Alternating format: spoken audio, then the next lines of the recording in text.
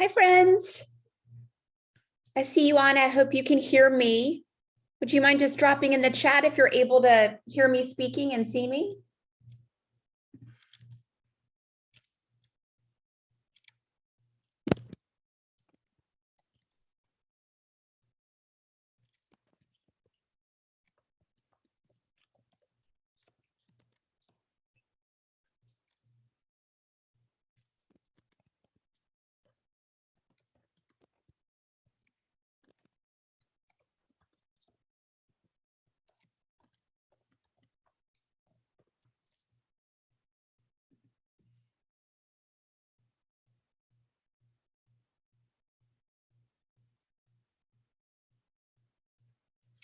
It's right at 11 Central, 12 Eastern. We're going to give it just maybe a minute or two. Okay, great, Pam. Great. I'm going to share my screen in a moment. And so Jillian is actually in Costa Rica with her family. Oh, great, Tara. Awesome. I'm Kendall Carriere, so I'm going to be leading us through this really important topic to me and hopefully you, and that is cleaning up our personal care products. So I'm going to give you some history of why I'm impassioned about it, what to look for, and kind of next steps and what you can do. Hi, Susan. I see Susan's joining now. And as soon as my clock turns 11:02 Central, we'll get started. This webinar is being recorded, so you will get a copy of it as well.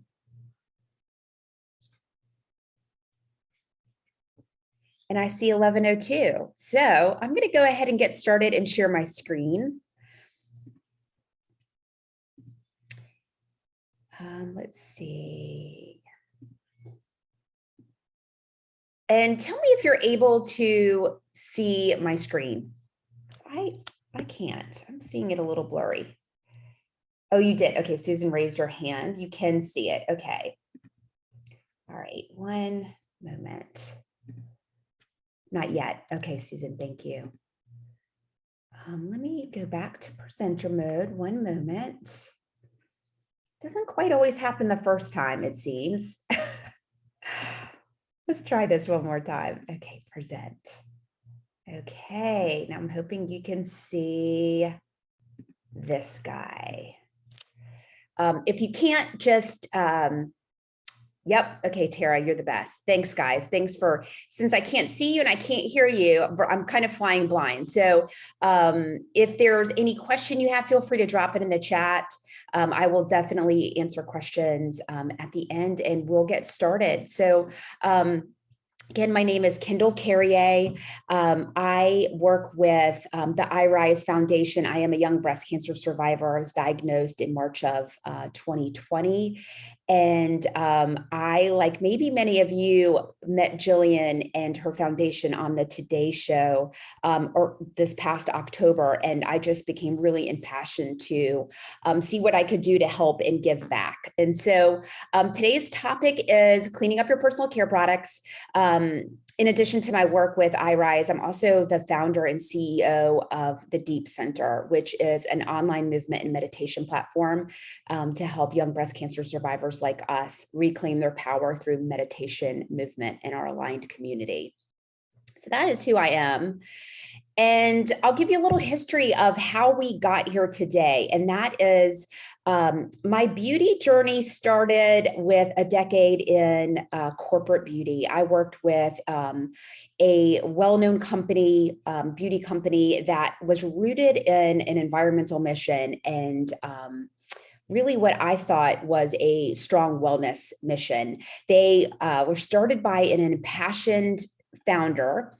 But the founder ended up selling to one of the biggest beauty conglomerates. And when he sold, really the quality went down and the ingredient selection and kind of the toxic load went up. Little did I know, and little do most people know today, what's actually in their personal care products and what is governed and sanctioned and what isn't. So I've always really been interested in beauty and skincare. It's just kind of been a hobby of mine. And so it was a natural fit for me to go work for this large company. I worked for them for 10 years. I was the youngest VP of sales and marketing over North America. And again, really impassioned with their mission and really impassioned with my work. But after a decade, I decided that I wanted to go a little bit deeper into health and wellness. I went to nutrition school and got my nutrition coaching license, parlayed that really into the next wellness thing, which was I opened boutique fitness studios. This is me with some of my team. I opened 3 boutique fitness studios in 2013. And then in 2015, I was diagnosed with complex atypical hyperplasia of the uterus. And if you don't know what that is, it's really, it's a type of precancer that almost with 100% certainty turns into cancer. And so I had a emergent hysterectomy at a young age. And I'm sure like many of you, after getting a scary diagnosis, I started to really investigate what is actually in everything. What is in the water I'm drinking? What's in the tap water I'm taking a bath in? What are they spraying on my furniture and clothes? What is in my carpet? And what is in my personal care products? And because I worked with this environmental company, what I thought was going to be, because they had a strong environmental mission, I figured that was safe for humans. As a matter of fact, if I'm being completely honest, if I go back, I didn't really think about it. I just thought the personal care product industry was a lot like the food industry, which is, if we find out or the FDA finds out there is a batch of listeria in spinach, there will be a spinach recall. I thought, of course, the same thing is true with their personal care products, that they are vetted. And if there's a problem, they're pulled off the shelf. As it turns out, and what I found is the personal care product industry or beauty product industry is the Wild West. It was then, it is now.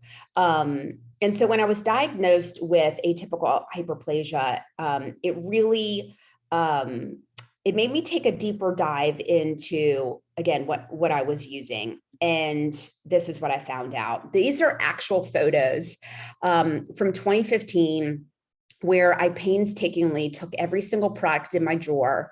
I vetted it through what's called the Environmental Working Group app. I'm going to show you how to access that. And I looked up every ingredient, what its cancer risk was, what its infertility risk was, just, every little ingredient. And what I found out was really, really alarming. All of the products you see here, they either do cause cancer or they might cause cancer. So it's not I'm using this and, maybe it actually isn't that bad. It is bad. The ingredients are dangerous, and we really have to do our own homework to find out what we're putting on our body so that we are not getting another reoccurrence of cancer at the greatest scale. And at the least, it's like these products will either cause, an allergic reaction, God forbid, infertility issues, definitely endocrine disruptors for sure. And they can convert really easily to cancer. So when I found this out, I had to tell everybody. So like I mentioned before, I've been a longtime product junkie. That, those boxes were in the, $1,000 range of products I was recycling. And I was horrified to learn that the things I was putting on my body could be making me sick. I have no genetic link to breast cancer or hyperplasia. And I was told by my oncologist that it was a environmental exposure. And so what I believe to be true for me, it was probably the toxic load of both plastics and personal care product chemicals that are not tested on humans that probably threw me to the other side. So this is when I started my advocacy work with Beauty Counter. Beauty Counter is a company that's mission is to get safer products into the hands of everyone. They personally make high-performing, clean products, but our mission is really to advocate for safer products for all. I actually leave in less than 2 weeks to go meet with lawmakers on Capitol Hill to demand more health protective laws in regards to our beauty care products, so that one day, our kids and our grandkids can just buy something and not have to be a detective like I am and like I was. So I started to take a real deep dive, obviously, into my personal care products. And then lo and behold, 2020, I was diagnosed with DCIS, estrogen negative and progesterone negative breast cancer right at the beginning of the pandemic. Diagnosed March 3rd. I owned the same boutique fitness studios along with my work with Beauty Counter at the time. And, I had to shut my studios because we all did and hunker down at home. And so I was definitely having a personal crisis of a health crisis, financial crisis, future crisis. I mean, we all have a pandemic story and how it affected us. This picture makes me laugh. I think the reason my husband took it is because I have a nutrition background, like I mentioned, and I don't eat beige food. And it was like a plate of nothing but beige food. So you can see my disappointment with a fried chicken, biscuit, and corn at the hospital with sweet tea and a piece of pie.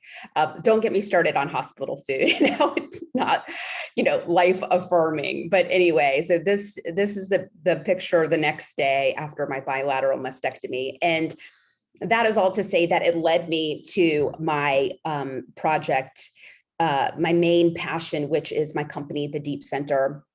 We are the first and only online wellness studio for breast cancer patients and survivors to help us reclaim our power through movement, meditation, and aligned community. When I was diagnosed, they kind of patted me on the back, like, you don't have lymphedema, you're fine, keep rolling.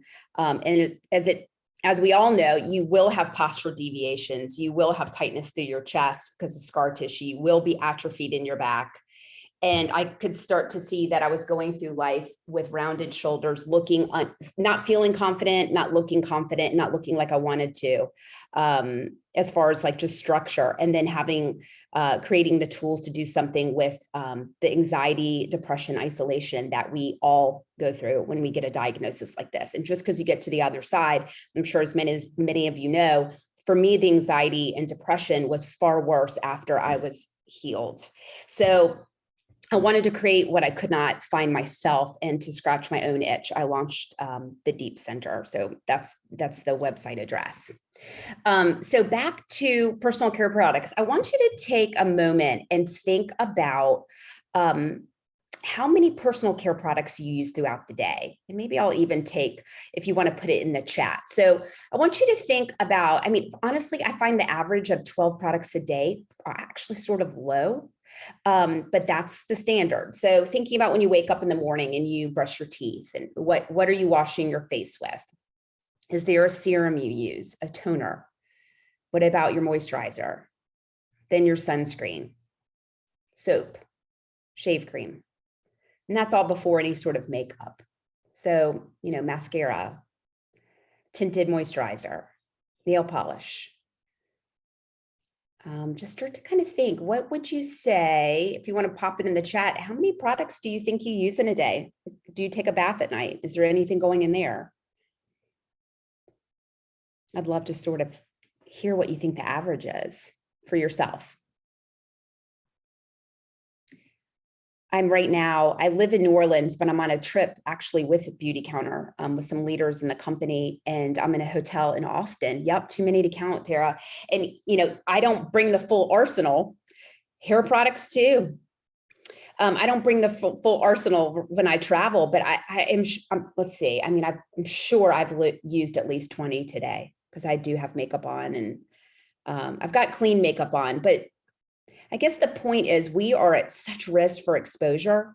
And as women, we are at a higher risk because we just generally use more products than men, very generally speaking. So each time that we are applying a product to our body, we are taking on likely some sort of toxic load, unless we're being a detective. And I hope this webinar will really empower you. It's not meant to frighten. but meant to empower you so that you can feel confident in your buying choices. So I'm going to share some things with you that once you know, you really can't unknow. And these were really the 4 things that made me say, I have to, go hard and tell everybody. Yeah, Susan, 12 is low, and consider yourself. Yeah, I'd like to think, I know I'm not high maintenance. I use more than most, but I think 12 is low. So here's some things you really can't know, and I want you to consider. There have been 80,000 chemicals that have been invented since World War II that have made their way into our personal care products with little to no human testing. In our country, this one gives me goosebumps still. In our country, we only have 30 ingredients that are banned from going into our personal care products. By comparison, the European Union has banned 1,600 ingredients. In Canada, our neighbors to the north, they have banned 900. And here we sit at 30 sad ingredients that you're not able to formulate with. Those things are like cyanide, arsenic, all the things you would, obviously not formulate with. So there are a ton of toxic things that go into our products, and I'm going to review those with you as well. But we're dangerously behind. That's why I do the work I do in Washington and partner with this company, because I bet, like many of you, I just had no idea. I had no idea that that the government wasn't looking out for our best interest when it came to personal care products. I really thought it was like the food industry. So the last time a federal law was banned, or a major federal law was passed to govern the cosmetic industry, was 1938. It was a page and a half of law, and it still stands today. So nothing has changed since 1938. That's why we're still at this sad 30 banned ingredients.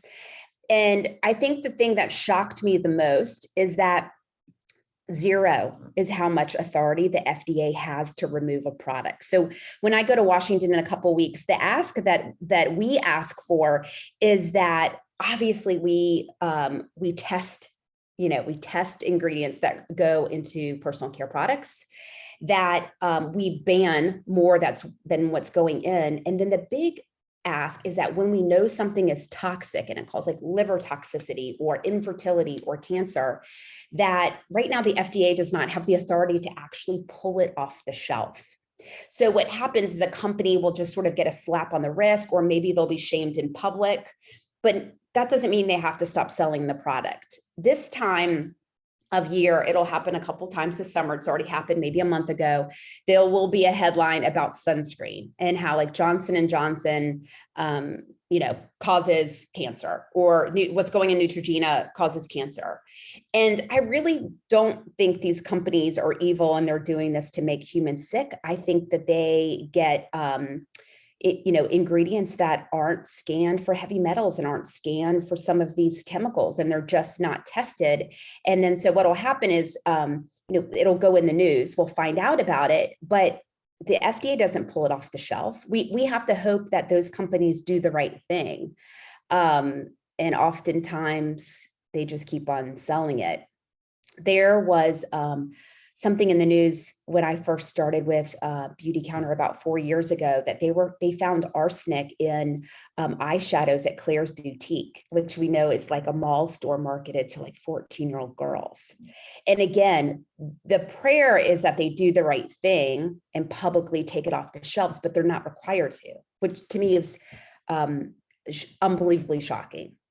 So these are sort of the things you can't unknow. And then I'm going to share with you what I really think to be the most toxic ingredients. And I'm going to go over these again. You will have a recording. If you want to go in depth, I'm going to give you some resources and websites to look at some more of these. But to me, these are like the really heavy hitters that are common, that do lead to cancer, infertility, allergy, reduced sperm count, all the things in our country. And the first one that we probably know a lot about is parabens. So you're going to see the prefix right behind the word paraffins. And so there's methylparaffin. And so anytime you see any derivative of paraffin, it's in there. And this is a preservative. So companies put this in their products to prevent mold, to prevent bacteria. And parabens are a known endocrine disruptor. So endocrine disruptors disrupt our hormones and can lead to things like breast cancer. They're commonly found in shampoo, cleanser, body wash, body lotion, foundations, really anything that a lot of liquids contain parabens in order to stabilize the product, essentially, create longer shelf life. So that's parabens. The next one is phthalates. And this one really scares, I mean, they all really scare me, so I shouldn't have a hierarchy of fear, but this one's really rampant. It's a class of, it's a plasticizer chemical, and it is used to make fragrances stick to your skin. So it is almost in 100% of any sort of commercial fragrance that you're going to buy, any sort of perfume. Especially if you notice your perfume's long lasting, you shouldn't be able to smell your perfume. You know, if you put it on in the morning, you should not be able to smell it in the afternoon. You know, it should wear off. If it doesn't, it probably has phthalates. I'll definitely give you some tips on where you can find clean perfumes, and they are definitely getting better and better. It's not all twigs and berries, although I do like kind of an earthy scent. But if you like a floral, you can definitely do that in a safe way. But phthalates are no good because they disrupt the endocrine system again. They can lead to birth defects, and they're in fragrance, like I said, nail polish, hairspray, and plastic materials. And the phthalates, I think, scare me a lot because when I think of nail polish and when I think of perfumes, those are products that teens and tweens are first using when they're starting to kind of enter the makeup world. And it's right at the time that they're going through puberty that they start getting introduced to things that can cause a cascade of health concerns. Next is when you see EDTA. And what that is it's simply a binding agent in cosmetics. So it helps, again, a lot of these are to improve shelf life and stability. So EDTA, it's toxic to the liver, it's toxic to your organs, and it's commonly found in hair color and moisturizers. The next one is, again, these same sort of initials. These two really go hand in hand because they are found usually in the same places in hair color and moisturizers. Again, this is all about creating stability to the product. The next one are, this is a synthetic antioxidant. It's found in butylated hydroxy, these words are kind of tough for me, but I know what they are. It's just hard to pronounce, but you can read it right there. These are likely carcinogens and hormone disruptors. They cause liver damage. We lick this one right off our lips in toxic lipsticks and moisturizers. The next, shocking, I hope for all of us. I mean, I remember formaldehyde from, dissecting frogs, and the smell of formaldehyde I could smell it right now, right? It's a scent that sticks with you. Well, it's still in our personal care products. It's used as a preservative. It is a known carcinogen. It doesn't maybe cause cancer. It absolutely causes cancer. And it's linked to asthma, developmental problems. This one's off. I mean, they're all scary, but this one scares me a lot because it's in bubble bath. And I have a grandson. And, we all have somebody we love that we are trying to do the best thing and, give them a nice bath experience. And it's often we're dipping them in formaldehyde. It's also found in shampoo. It's also found in body wash.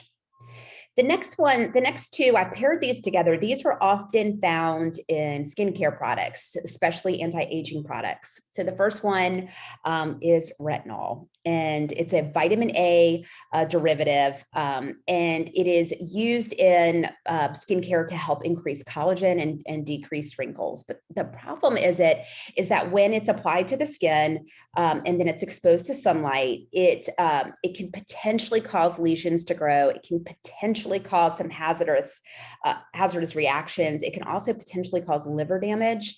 The kind of verdict on retinol is that these are a maybe, but for me, the maybe is too big a risk because there's so many good retinol alternatives now. And when we look around the world and we see what countries are banning things, retinol is banned in the EU. It's banned in other countries. It's not banned here in the US. So, I think for women too, where I see the light go on for a lot of women is when they're pregnant and they hear from their doctor that they're not able to use retinol when they're pregnant or breastfeeding, which is a clue that we're not supposed to be using retinol, period, at all, right? If it's toxic for the baby, it's toxic. It's toxic for us. So this is one to definitely look out for, and I'll give you some hints on how we can choose something better. The next one is hydroquinone. This is a skin lightening chemical that it inhibits the production of melanin, and it is directly linked again to cancer, organ toxicity, skin irritation. This is found in lightening creams. It's also found at your dermatologist through prescriptions and potentially through peels. Hydroquinone is banned in almost every other country but ours.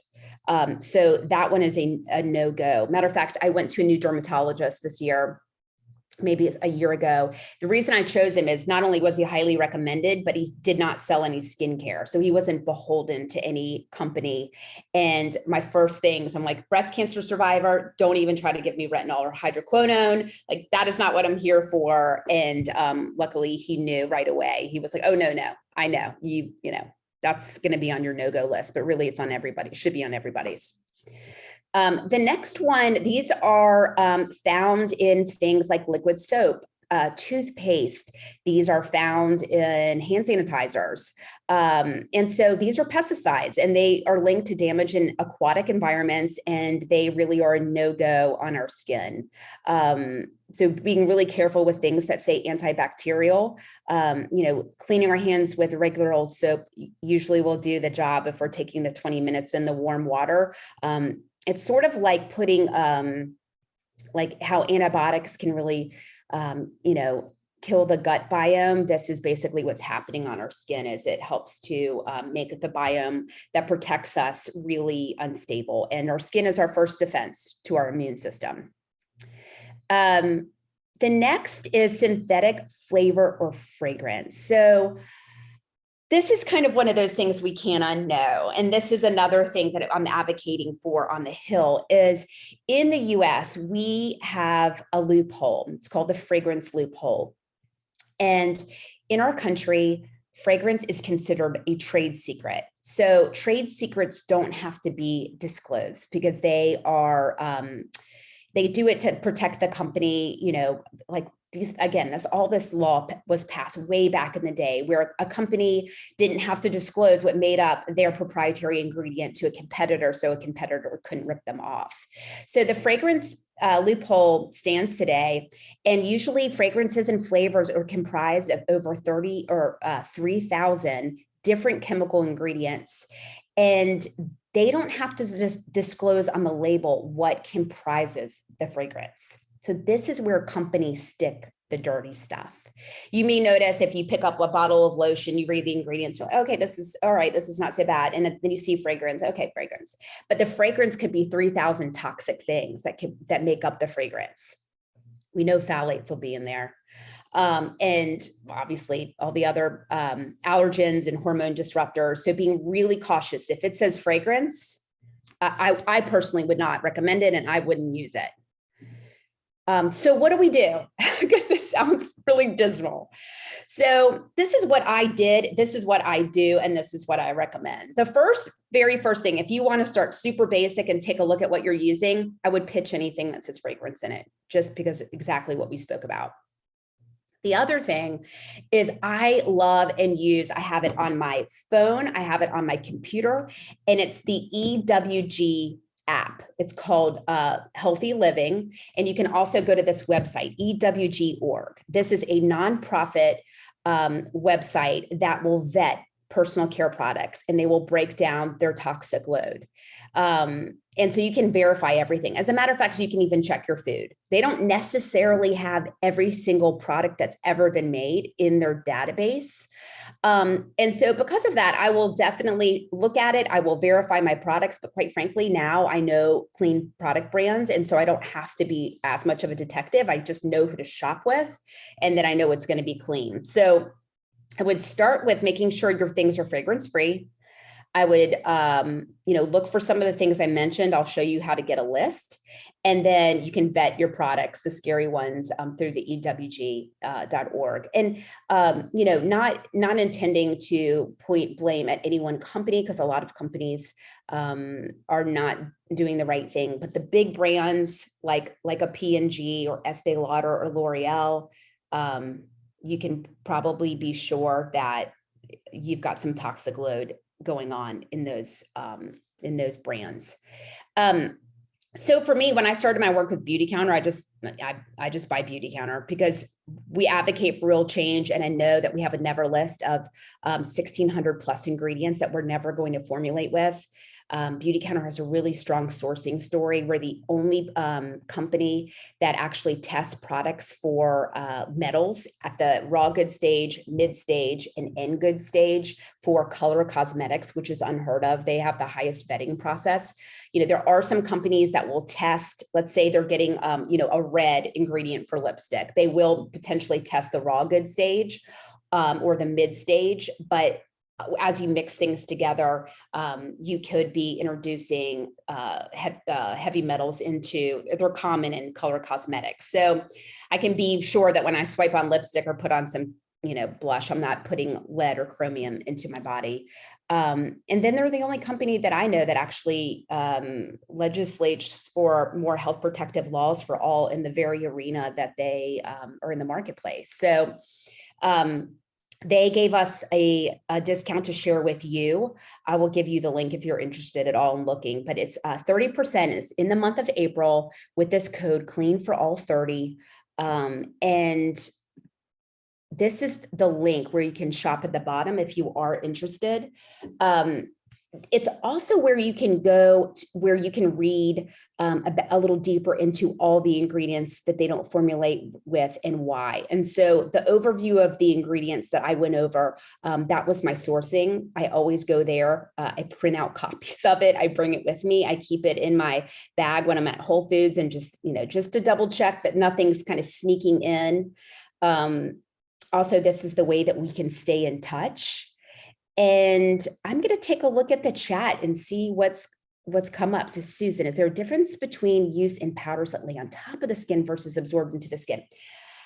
Unfortunately, Susan, I wish that were the case. Anything you put on your skin, it's as good as eating it. It will make its way into our bloodstream, whether it's a powder, or it's a liquid. It's really hard to make a clean powder, which is, I think, is when you look at clean companies, it's really hard to make a pressed powder. Let's say that. You can find loose powders that are clean for sure. Beautycounter makes one. I'm going to put this in the chat. This is another clean company I really love. They have a website. It's called Credo Beauty. When I want to buy perfume that's phthalate free and I know it's clean, I go to Credo Beauty. They have I don't go to Sephora and try to do my own research. I make sure that I'm going to a credible source that is vetting it and only selling things that are really lovely. And like I said, in the fragrance department, oh my gosh, has it come a long way. I mean, it wasn't that long ago that my options were like sandalwood oil and patchouli oil, which I love, but now you can get things that I think smell much better than kind of traditional perfume. Yeah, so I'll put it in the, here is the link for the code. Yeah, and it's 30% off this month, which is pretty amazing. And so this is the link, and then the code is clean for all 30. And so you can even copy and paste that into your notes. I'll leave it up there, but yeah, once you find brands you like a Beautycounter or something on Credo, luckily, then you can just buy from them. And instead of like I said, having to be a detective, I almost never do my own research anymore. because there's just a lot of good choices out there. Luckily, because of opportunities like this to inform people, I do think companies are going to be forced into cleaning up some of their ways, not all of them. Oh, which leads me to something I wanted to mention. One of the most sort of greenwashing things that companies do to make us think that it's safe. Well, first of all, they will stick natural on the product, and that is supposed to make us all feel safe that it's, not going to hurt us. But when you think about it, like lemon in your eye or arsenic for that matter, those are natural ingredients, and those certainly are not safe. Poison ivy is natural. So that's just a marketing tool to make us feel safe that things are, that they're going to be safe for our body just because it's listed as natural. And the truth is they can slap that on a bottle with just 3% natural ingredients. So naturals will not, be a cure-all. The other thing that I find that's happening a lot now that's really egregious is you'll see that people will list things as vegan, which is great. I mean, that means there's no animal derivative in it. I don't know that there should be a lot of animal byproducts in our personal care products anyway, but they'll put a vegan label on it and then we're like, oh, good, it's vegan, it's safe. But the truth is, it just means, unlikely that, that they didn't put honey in it or that they didn't formulate, has nothing to do with whether it's got, EDTA in it or parabens in it or synthetic fragrance in it. So look out for vegan or natural. As a matter of fact, if I see a company like put vegan on it, I run the other way because I'm confident that there's actually something probably terrible in it.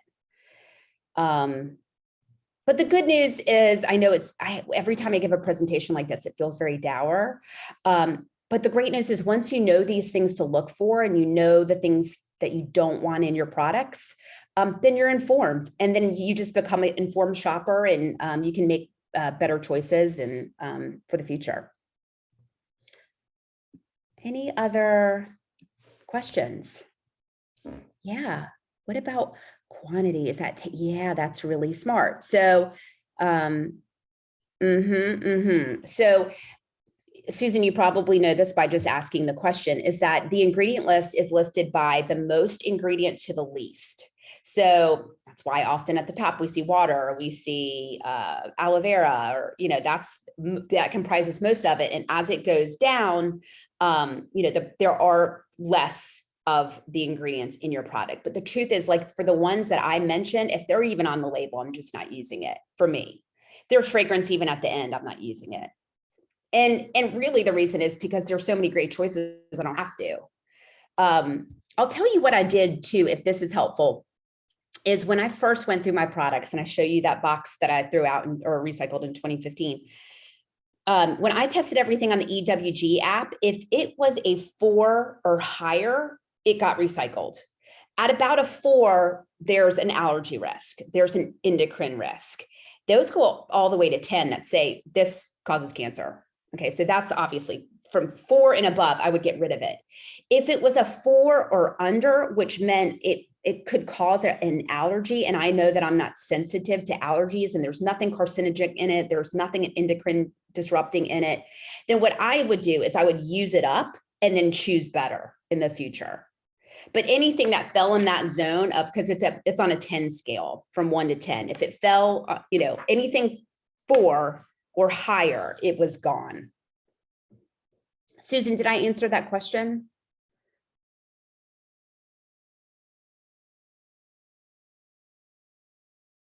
Okay, amazing. I'm so glad.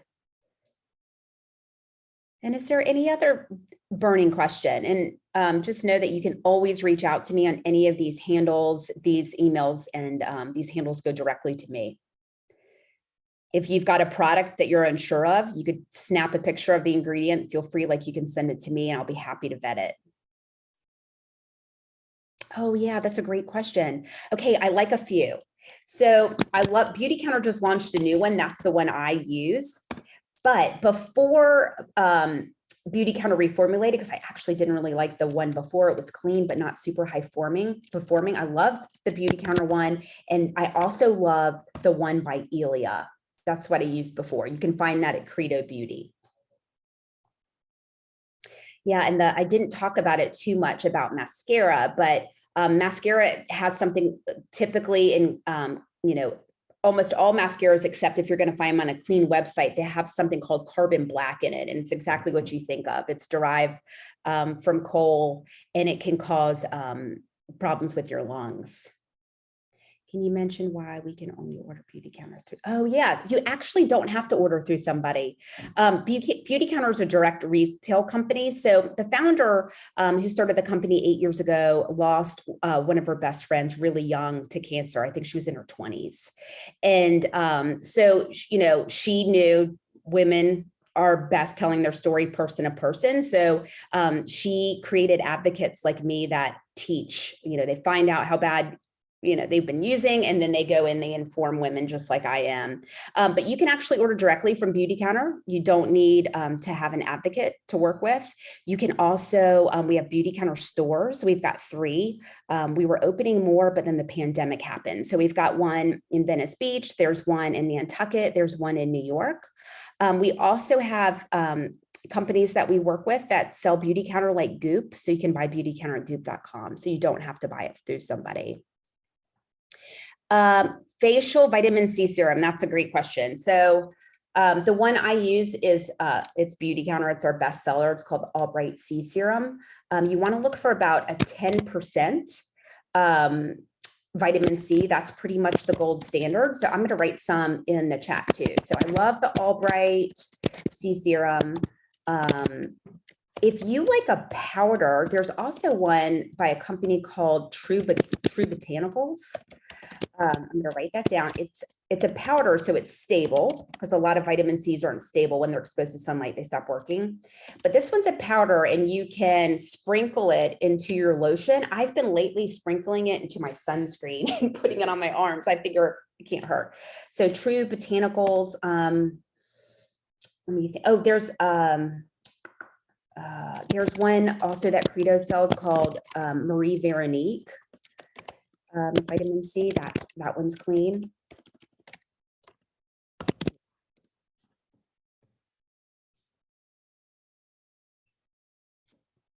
Keep them coming.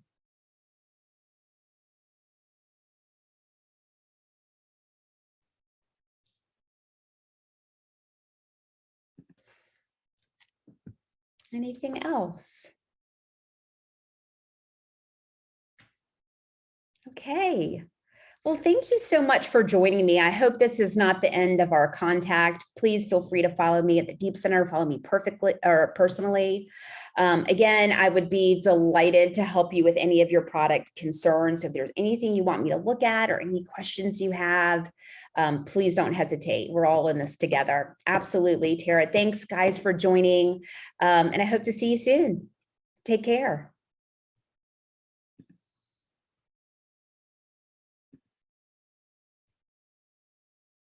Thank you.